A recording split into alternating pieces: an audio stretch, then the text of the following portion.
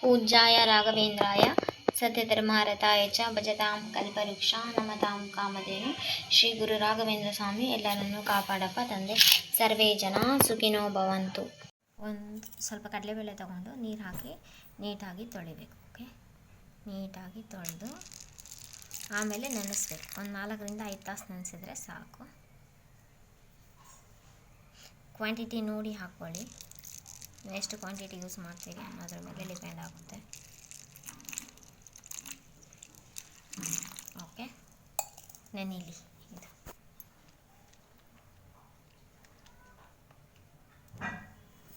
ಒಂದು 4 hours rest ಮಾಡಾಕಿಡೋಣ. ಇದನ್ನು 4 hours rest ಮಾಡಿದ್ಮೇಲೆ ನೆಕ್ಸ್ಟ್ ಒಂದು ಫ್ರೈಯಿಂಗ್ ಪ್ಯಾನ್ ಇಟ್ಟು ಗ್ರೀನ್ ಚಿಲ್ಲಿ ಹಾಕೋಬೇಕು. ಓಕೆ, ಗ್ರೀನ್ ಚಿಲ್ಲಿ ಹಾಕ್ಕೊಂಡು ಸ್ವಲ್ಪ ಫ್ರೈ ಆಗಲಿ ನಿಮಿಷ. ನೆಕ್ಸ್ಟ್ ಕಡಲೆಬೇಳೆ ಒಂದು 4 to 5 ಅವರ್ಸು ಸೋಕ್ ಮಾಡಿಟ್ಟಿದೆ. ಇದನ್ನು ನೀಟಾಗಿ ತೊಗೊಂಡು ಫ್ರೈ ಮಾಡಬೇಕು. ಶಾಲೋ ಫ್ರೈ ಅಷ್ಟೇ ಸಾಕು.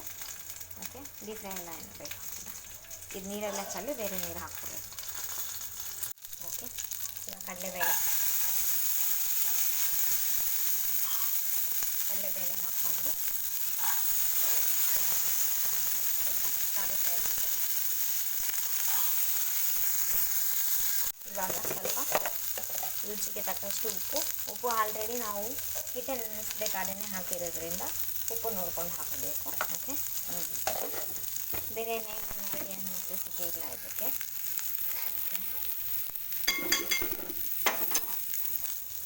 ಇದು ಸ್ವಲ್ಪ ಶಾಲೋ ಫ್ರೈ ಆಗಿ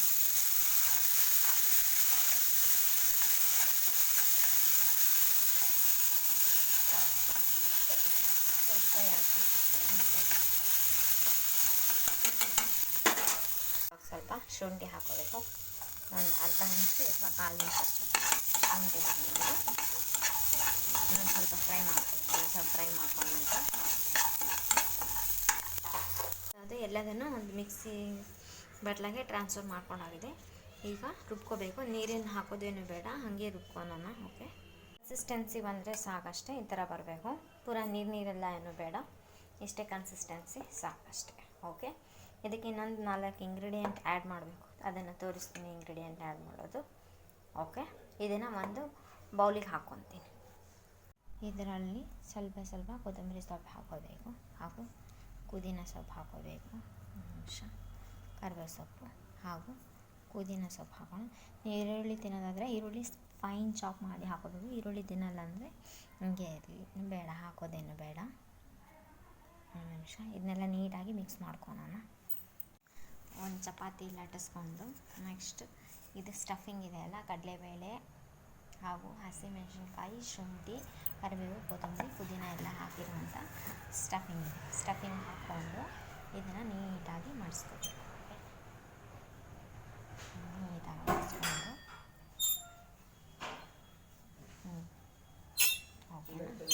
ಇವಾಗ ಲಟ್ಟಿಸ್ಬೇಕು. ಇವಾಗ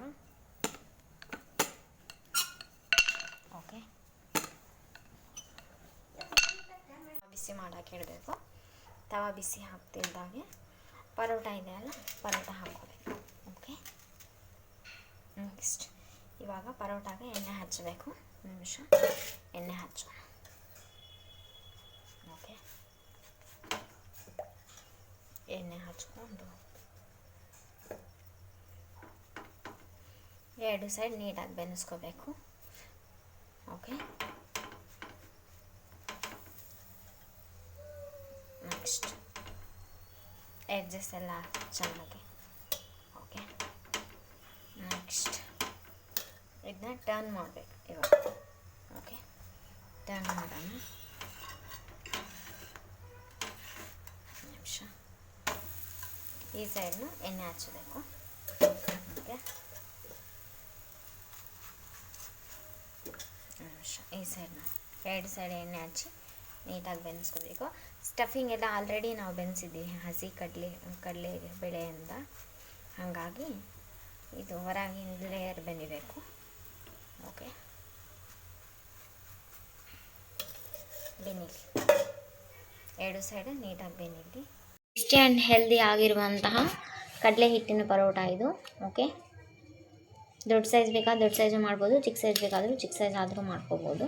ಓಕೆ, ಎಲ್ಲ ಪರೋಟ ತುಂಬ ಸ್ಮೂತಾಗಿ ಬಂದಿದೆ. Okay, very tasty and healthy ಆಗಿರುತ್ತೆ. ಓಕೆ, ನೀಟ್ ಪರ್ಫೆಕ್ಟಾಗಿ ಬೆಂದಿದೆ. ಒಮ್ಮೆ ಮನೆಯಲ್ಲಿ ಟ್ರೈ ಮಾಡಿ. Very tasty and easy and healthy recipe ಆಗಿರುವಂಥ ಕಡಲೆಬೇಳೆ ಪರೋಟ ಚಿಕ್ಕ ಮಕ್ಕಳು ತುಂಬ ಇಷ್ಟಪಟ್ಟು ತಿಂತಾರೆ, ದೊಡ್ಡವರು ತಿನ್ಬೋದು. ಈ ಸ್ವೀಟ್ ಎಲ್ಲ ತಿನ್ನಲ್ಲ, ಶುಗರ್ ಪೇಷಂಟ್ ಆ ಥರ ಅವರು ಕೂಡ ತಿನ್ಬೋದು, ಆರೋಗ್ಯಕ್ಕೆ ತುಂಬ ಒಳ್ಳೆಯದು.